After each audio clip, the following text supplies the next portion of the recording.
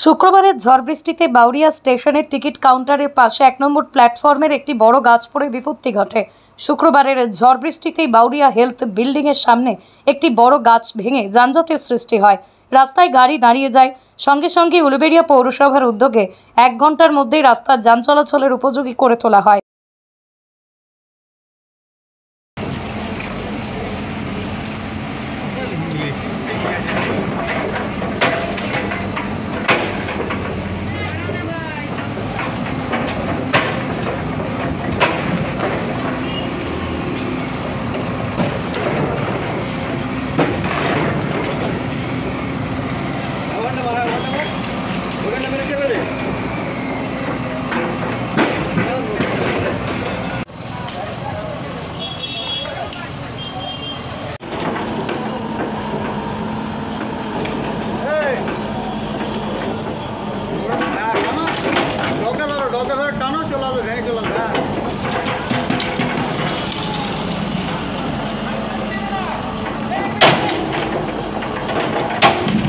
একটু ওখানে দাঁড়াও না,